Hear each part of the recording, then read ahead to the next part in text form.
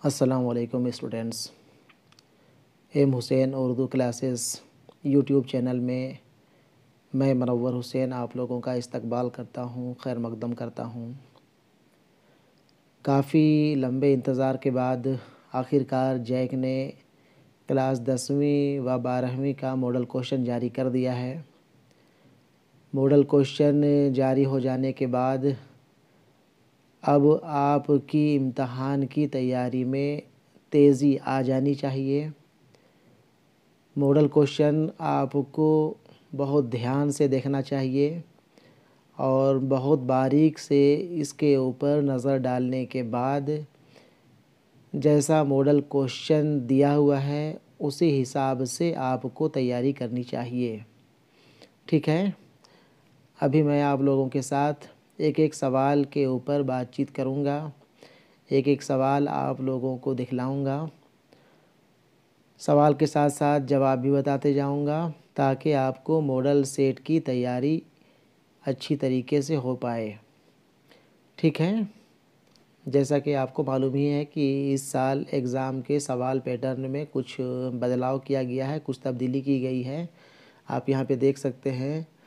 और मेरे ख़्याल से आपको मालूम भी होना चाहिए कि ऑब्जेक्टिव सवालात के तादाद को कम करके 30 कर दिया गया है। आप यहाँ पे देखें, सवाल नंबर 30 तक आपको ऑब्जेक्टिव सवाल देखने को मिलेंगे और उसके बाद फिर आपको 3 हिस्सों में ग्रुप अलीफ यानी हिस्सा अलीफ, हिस्सा बे और हिस्सा जीम की शक्ल में आपको सब्जेक्टिव सवालात देखने को मिलेंगे। कुल सवालात का तादाद 52 हो गया है, जिसमें से सवाल नंबर 1 से लेकर के 30 तक ऑब्जेक्टिव है और सवाल नंबर 31 से लेकर के सवाल नंबर 52 तक सब्जेक्टिव है। ठीक है ना। आज हम लोग ऑब्जेक्टिव सवालात को देख लेते हैं। आप एक एक सवाल ध्यान से देखें और मेरी बातों को गौर से सुनते जाएं। ठीक है ना। ठीक है, बहुत ज़्यादा बातें ना करते हुए हम लोग अब सवाल देखना शुरू करते हैं। देखें, यहाँ पे लिखा हुआ है model question for class 12 exam 2024। Time है 3 घंटा। Subject Urdu elective. ये सवाल जो आप लोग देख रहे हैं वो उर्दू इलेक्टिव का सवाल है। ठीक है ना। पार्ट ए में ऑब्जेक्टिव है। सभी मारूजी सवालात लाजमी हैं। सवालों की कुल तादाद 30 है। हर सवाल के 4 मुतबादिल जवाब दिए गए हैं। सही जवाब का इंतखाब करें। हर सवाल के लिए कीमत बराबर है। ठीक है ना, यानी कि हर सवाल के लिए एक एक नंबर दिया हुआ है। ठीक है, इसके बाद आगे इंस्ट्रक्शन देखें। मुंदरजा झेल गैर दरसी इक़्तिबास को गौर से पढ़िए और सवाल नंबर 1 से 5 तक के जवाब दिए गए मुतबादिल अल्फाज से मुंतखब करके दीजिए। ठीक है ना। यहाँ पे सवाल नंबर 1 से 5 तक जो आप देखेंगे वो एक गैर दरसी इक़्तिबास से सवाल दिया हुआ है। ठीक है ना। ये इक़्तिबास है, इक़्तिबास को मैं यहाँ पढ़ दे रहा हूँ। इसके बाद फिर आप एक एक करके सवाल देखेंगे। इक़्तिबास है, मज़मून एक गैर अफ़सानवी नसरी सिन्फ़ है। इस सिन्फ़ में किसी मौजू पर मरबूत अंदाज़ में इज़हार ख़याल किया जाता है। इसमें ख़यालात का तसलसल ज़रूरी है। इस सिन्फ़ का आगाज़ 19वीं सदी के वस्त से हुआ। सर सैयद और उनके मुआसरीन ने समाजी इस्लाह के एक वसीले के तौर पर मज़मून लिखे। अब्दुल हलीम शरर ने तारीख़ी मौज़ूआत पर मज़ामीन लिखे। अखबार नवीसी के मैदान में भी मज़मून निगारी का फ़न मुस्तकिल तरक्की कर रहा है। ठीक है ना। ये इक़्तिबास दिया हुआ है। अब इसी इक़्तिबास से आपको 5 सवाल दिए हुए हैं। सवाल नंबर 1, मज़मून। देखिए, यहाँ पे लगता है टाइपिंग मिस्टेक है, मज़मून गलत लिखा हुआ है। यहाँ पे मज़मून नसरी अदब की कैसी सिन्फ़ है। ठीक है ना। देखिए, यहाँ पे जो ऑप्शन 4 दिया हुआ है वो ऑप्शन भी उल्टे तरतीब में दिया हुआ है। बाएं से दाएं लिखा है। ऑप्शन ए अफसानवी, ऑप्शन बी मसनवी, ऑप्शन सी दोनों, ऑप्शन डी इनमें कोई नहीं। मज़मून नसरी अदब की कैसी सिन्फ़ है। देखिए, यहाँ पे एक बात हम आप लोगों से कहना चाहेंगे कि आप जब भी इक़्तिबास वाले सवालात बनाएं इक़्तिबास वाले सवाल को हल करने की कोशिश करें तो बहुत बेहतर ये होगा कि आप पहले एक एक सवाल देखते जाएं और सवाल देख करके, सवाल पढ़ करके उसका जवाब तलाश करने की कोशिश करें। अगर ऐसा आप करते हैं तो आप आसानी से जवाब ढूंढ पाएंगे, आपको जवाब ढूंढने में आसानी होगी। ठीक है ना। यहाँ पे जैसे हम अभी कुछ देर पहले इक़्तिबास पढ़ दिए, लेकिन इक़्तिबास पढ़ने के बाद भी शायद मुझे ये पता नहीं था कि किस तरह के सवालात होंगे, कैसा सवाल हमको आगे देखने को मिलेगा। ठीक है, इसलिए फिर से इसका जवाब हमें इक़्तिबास से तलाश करना ही पड़ेगा, इक़्तिबास में ढूंढना ही पड़ेगा। इसलिए बहुत बेहतर ये होगा कि पहले आप सवाल पढ़ें और फिर इक़्तिबास से जवाब ढूंढने की कोशिश करें। ठीक है ना। यहाँ पे सवाल नंबर 1, मज़मून नसरी अदब की कैसी सिन्फ़ है। तो यहाँ पे इक़्तिबास देखें, पढ़ें। मज़मून एक गैर अफ़सानवी नसरी सिन्फ़ है। जवाब यहीं पे छिपा हुआ था, लेकिन यहाँ पे आप ध्यान दें, ऑप्शन ए में अफ़सानवी लिखा है, बी में मसनवी है, ऑप्शन सी दोनों है और ऑप्शन डी इनमें कोई नहीं। तो यहाँ पे सही जवाब हो जाएगा इनमें कोई नहीं। ठीक है ना, क्योंकि मज़मून एक गैर अफ़सानवी नसरी सिन्फ़ है और यहाँ ऑप्शन में दिया हुआ है अफ़सानवी, मसनवी और दोनों।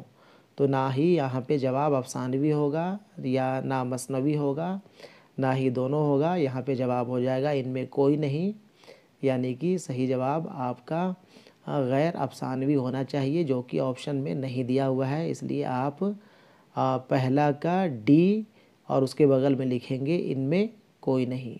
ठीक है।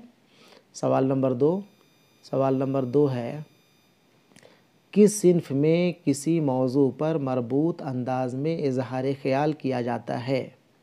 ऑप्शन ए दास्तान, बी मसनवी, सी मज़मून, डी इनमें कोई नहीं। चूँकि मज़मून के मुतालिक यहाँ पे बातचीत हुई है, इसलिए सही जवाब हो जाएगा ऑप्शन सी मज़मून।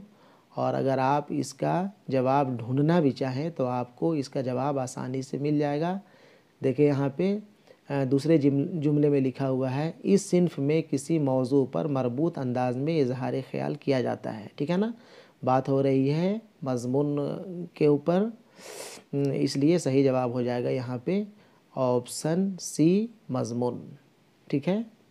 सवाल नंबर 3, सवाल नंबर 3 है, सिन्फ़ मज़मून का आगाज़ किस सदी में हुआ। सही जवाब हो जाएगा ऑप्शन सी 19वीं। आप आसानी से यहाँ पे ढूंढ सकते हैं। ठीक है ना। तीसरे चौथे जुमले में देखें, इस सिन्फ़ का आगाज़ 19वीं सदी के वस्त से हुआ। ठीक है ना, ऑप्शन में दिया हुआ है 19वीं सदी, ऑप्शन सी में सही जवाब हो जाएगा ऑप्शन सी 19वीं। ठीक है ना। सवाल नंबर 4, सवाल नंबर 4 है, मुंदरजा झेल में से किसने तारीख़ी मौज़ूआत पर मज़ामीन लिखे। ठीक है, जवाब ढूंढते हैं, तारीख़ी मौज़ूआत पे मज़ामीन किसने लिखे। आप यहाँ पे ध्यान से देखें, ध्यान से आप देखें यहाँ पे इक़्तिबास आखिर में जो जुमला है, ठीक उसके पहले वाला जुमला, अब्दुल हलीम शरर ने तारीख़ी मौज़ूआत पर मज़ामीन लिखे। ठीक है ना, सही जवाब हो जाएगा Abdul haleem Sharar, option D Abdul haleem Sharar.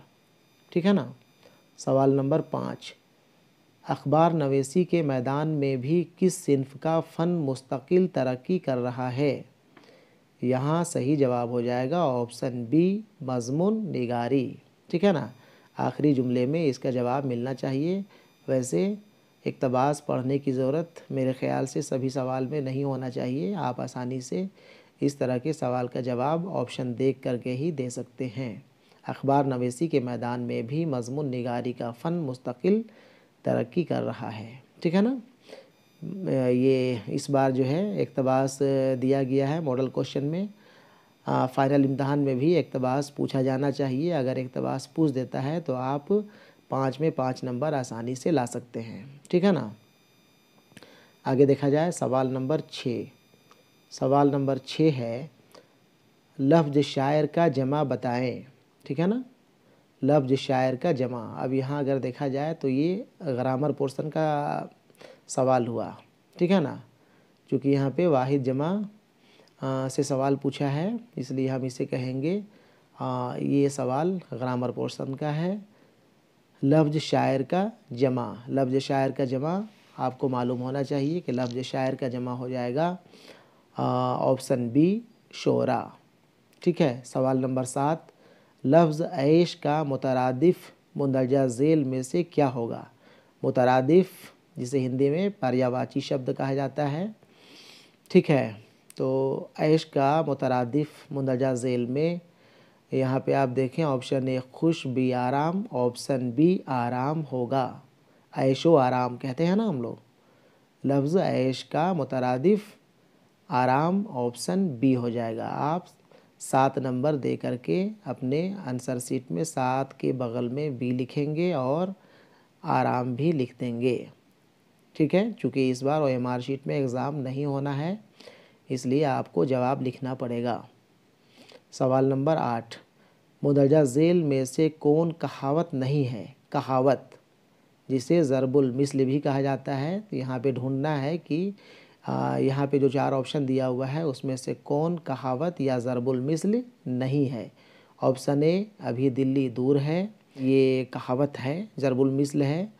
Option B जैसी करनी वैसी भरनी, ये भी ज़रबुल मिस्ल के ज़ुमरे में आता है। ऑप्शन सी नाच ना जाने आंगन टेढ़ा, ये भी ज़रबुल मिस्ल है, कहावत है।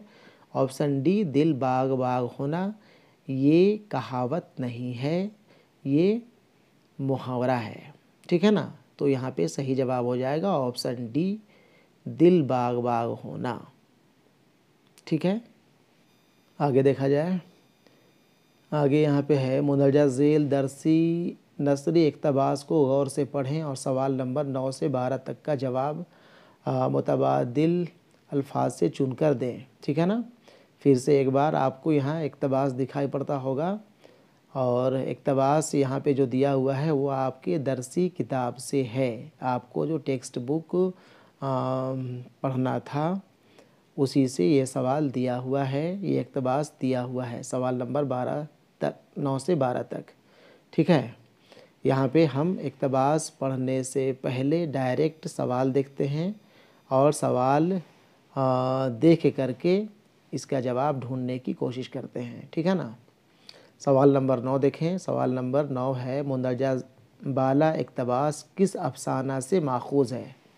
अब यहाँ पे देखते हैं पढ़ करके इक़्तिबास को। इक़्तिबास पढ़ने के बाद आपको पता होना चाहिए कि यह इक़्तिबास किस अफसाने से लिया गया है।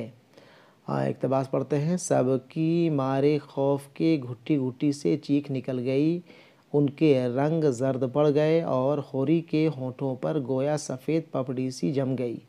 कुछ देर के लिए वो सब सकते में आ गए और बिल्कुल खामोश खड़े रहे। इक़्तिबास हम आप पूरा पढ़ के देखें। अगर अब तक आपको ये समझ में नहीं आया हो कि यह इक़्तिबास किस अफसाने से है तो आपको और आगे पढ़ना चाहिए। वैसे इसका सही जवाब हो जाएगा ऑप्शन बी बजूका। ठीक है ना। बजूका में होरी किरदार का ज़िक्र हुआ है, इसलिए इसे हम यहाँ पे आसानी से पकड़ लिए। सही जवाब यहाँ पे हो जाएगा ऑप्शन बी बजूका। ठीक है ना। मुंदरजा बाला इक़्तिबास अफसाना बजूका से माखूज़ है। सवाल नंबर 10, इस इक़्तिबास के अफसाना निगार कौन है। ये भी आपको जानना पड़ेगा। आंसर अगर आप ढूंढना चाहें इक़्तिबास से तो जवाब शायद आपको नहीं मिलेगा। आप अगर अफसाना का नाम जान गए हैं तो इसके अफसाना निगार का भी नाम आपको पता होना चाहिए। ठीक है। अफसाना बजूका के अफसाना निगार सुरेंद्र प्रकाश हैं। ठीक है। ऑप्शन सी सुरेंद्र प्रकाश। आपके निसाब में जितने भी अफसाना मज़मून या और जो भी नसरी सिन्फ़ है उसके सारे मुसन्निफ़ों का नाम आपको पता होना चाहिए।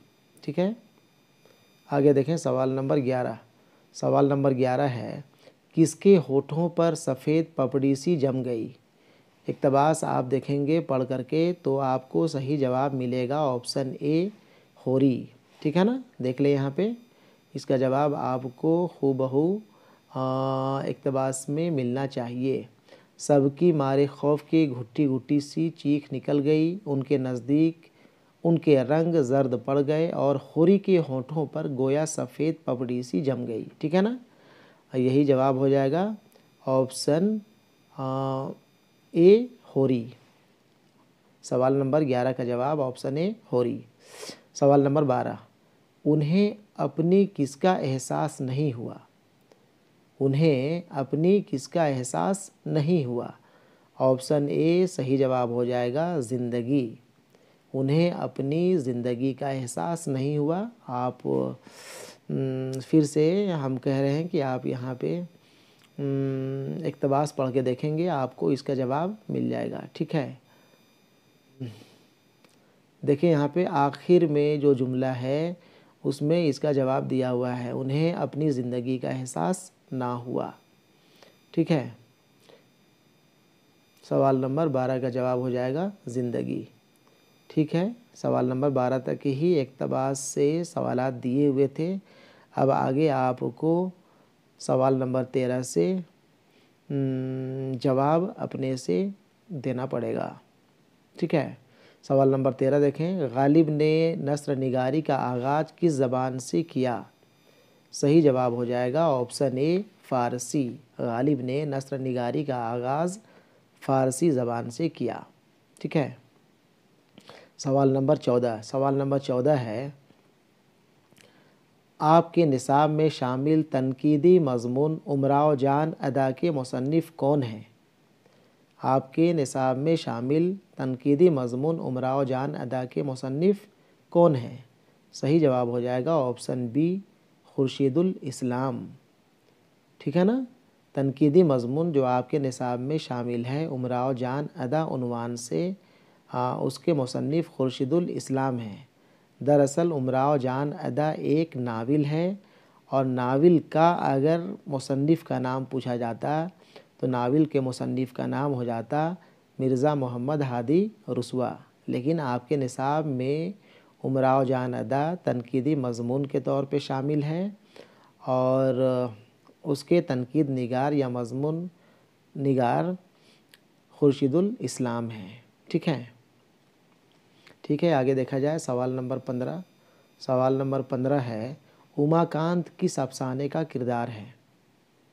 उमाकांत। ठीक है ना, ऑप्शन ए फ़ोटोग्राफ़र, बी वजूका, सी लम्हे, डी सुकून की नींद। सही जवाब हो जाएगा ऑप्शन सी लम्हे। उमाकांत अफसाना लम्हे का किरदार है। सवाल नंबर 16, अख्तरुल ईमान की आप बीती किस उन्वान से आपके निसाब में शामिल है? अख्तरुल ईमान की आप बीती किस उन्वान से आपके निसाब में शामिल है? सही जवाब हो जाएगा ऑप्शन बी उस आबाद खराबे में। ठीक है ना, सवाल नंबर 17, ख्वाजा हसन निजामी ने मुंदरजा झेल में से किसका हुलिया अपनी मज़मून में पेश किया है? सही जवाब हो जाएगा ऑप्शन डी मच्छर।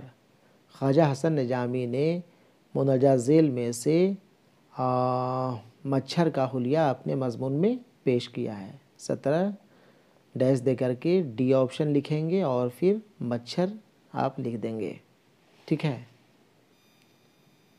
सवाल नंबर 18, गुलिस्तान अदब में मुंदरजा झेल में से कौन एक अफसाना शामिल नहीं है? ठीक है ना, कौन एक अफसाना शामिल नहीं है? ऑप्शन ए हज्जे अकबर। सही जवाब ऑप्शन ए ही होना चाहिए, चूँकि ऑप्शन बी फ़ोटोग्राफ़र ये आपके निसाब में शामिल है गुलिस्तान अदब में। ऑप्शन सी बजूका ये भी गुलिस्तान अदब में शामिल है। ऑप्शन डी सुकून की नींद ये भी आपके निसाब में शामिल अफसाना है। हज्जे अकबर 9वीं क्लास में शामिल अफसाना है। ठीक है ना, तो सही जवाब हो जाएगा ऑप्शन ए हज्जे अकबर, ये अफसाना आपके गुलिस्तान अदब में शामिल नहीं है। सवाल नंबर 19, मुंदरजा झेल नस्र निगारों में कौन तंज़ो मिज़ाह नस्र निगार हैं? तंज़ो मिज़ाह नस्र निगार हैं। ऑप्शन ए रशीद अहमद सिद्दीकी, ये हैं, सही जवाब है। ऑप्शन बी कन्हैया लाल कपूर, ये भी तंज़ो मिज़ाह नस्र निगार हैं। ऑप्शन सी पतरस बुखारी, ये भी हैं, यानी कि सही जवाब हो जाएगा इनमें सभी। ऑप्शन डी इनमें सभी। आगे देखें, मुंदरजा झेल दरसी शेरी इक़्तिबास को गौर से पढ़कर सवाल नंबर 20 से 23 तक के जवाब दें। ठीक है ना। फिर से एक बार आपको इक़्तिबास यहाँ पे दिखाई पड़ रहा है, लेकिन यह शेरी इक़्तिबास है। ठीक है ना। शेरी इक़्तिबास यहाँ पे दिया हुआ है। आपको इसी से सवाल नंबर 20 से लेकर के 23 तक के जवाब देने हैं। ठीक है। सवाल देखा जाए, सवाल देख करके हम लोग यहाँ से जवाब ढूंढने की कोशिश करेंगे। सवाल नंबर 20, यह किस नज़्म से माखूज अशार हैं? अच्छा, देखते हैं शेर पढ़ करके, अशार पढ़ करके। विदाए रोज़े रोशन है गुजर शामे गरीबां का, चरागाहों से पलटते काफ़िले वो बेज़बानों का, कदम घर की तरफ की शौक़ में उठता है दहकां का, ये वीराना है मैं हूँ और तायर आशियानों के। ठीक है ना। तो आप अगर टेक्स्ट बुक पढ़े हुए होंगे, आप नज़्म पढ़े हुए होंगे, तो आपको ये पता होगा कि यह अशार नज़्म गोरे गरीबां, ऑप्शन सी गोरे गरीबां से माखूज़ है। ठीक है। जवाब आपको अशार में नहीं मिलेगा, लेकिन अशार पढ़ करके आपको ये पता होना चाहिए कि यह अशार नज़्म गोरे गरीबां से अख़ज़ किया गया है, लिया गया है। ठीक है।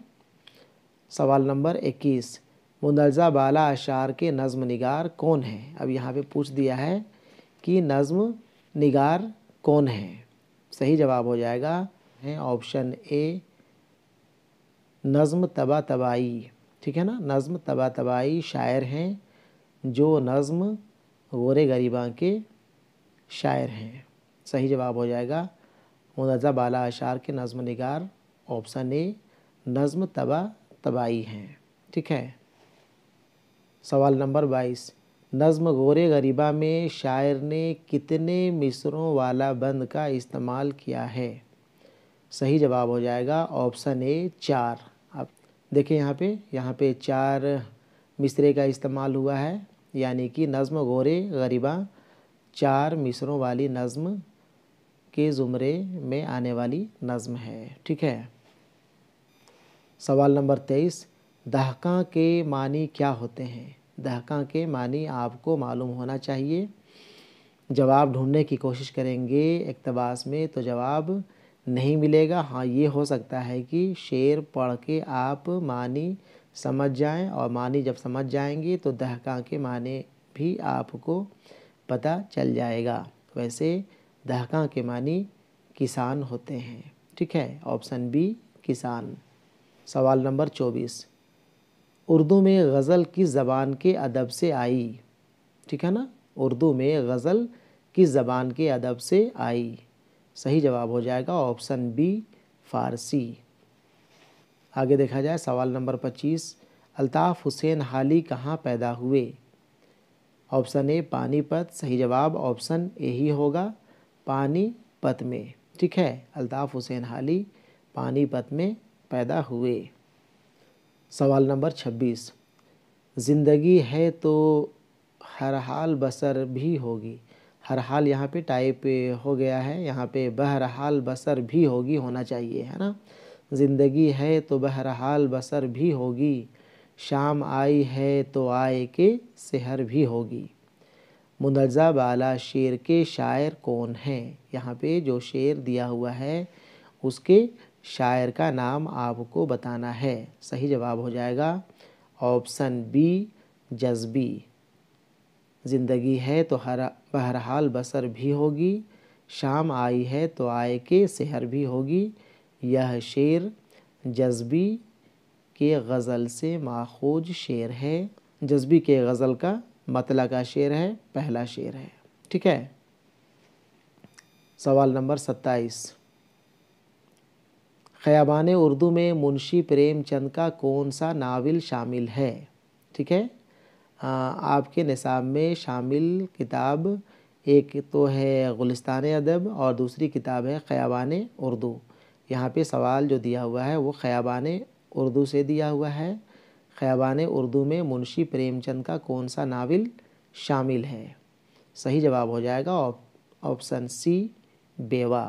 ख़याबान उर्दू में मुंशी प्रेमचंद का नावल बेवा शामिल है। ठीक है। सवाल नंबर 28, सवाल नंबर 28 है, इनमें से कौन नावल बेवा का किरदार नहीं है? नावल बेवा का किरदार नहीं है। ठीक है ना। Option A Amrit Rai, option B Dhanpat Rai, option C Dannath, option D Prema. सही जवाब हो जाएगा ऑप्शन बी धनपत राय। बाकी जो तीनों नाम यहाँ पे आपको दिखाई पड़ता होगा ये तीनों नावल बेवा के किरदार हैं। ठीक है। सवाल नंबर 29, आगा हश्र काश्मीरी का ताल्लुक़ अदब के किस नस्री सिन्फ से है?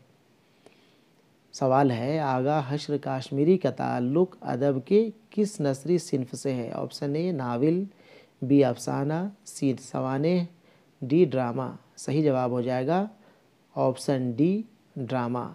आगा हश्र काश्मीरी का ताल्लुक़ अदब के सिन्फ़ ड्रामा से है।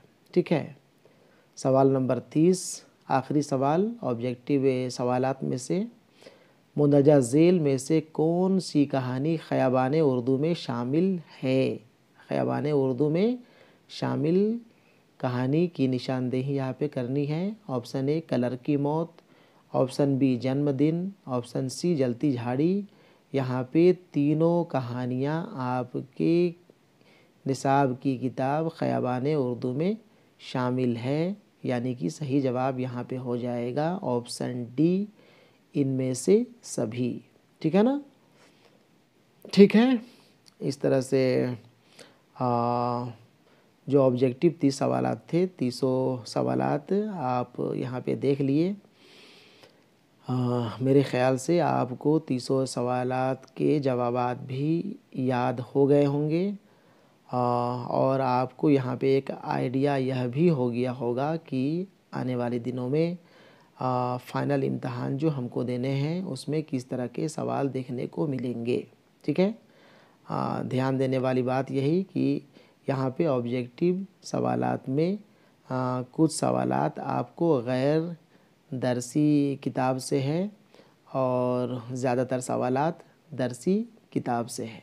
ठीक है। यानी कि आपको गैर दरसी इक़्तिबास से कुछ सवालात देखने को मिले, कुछ ग्रामर के सवाल देखने को मिले और ज़्यादातर सवालात आपके टेक्स्ट बुक से ही थे। आपको इसी हिसाब से तैयारी करनी चाहिए और ठीक है, इंशाअल्लाह इसी पैटर्न पे मैं आगे कोशिश करूँगा कि आप लोगों के लिए एक आध सेट तैयार कर दूँ ताकि आपकी तैयारी और ज़्यादा बेहतर हो सके। ठीक है। फिर इसके आगे इंशाअल्लाह सब्जेक्टिव सवालात के ऊपर आप लोगों से बातचीत की जाएगी। ठीक है। चलें फिर। ठीक है। अल्लाह हाफ़िज़।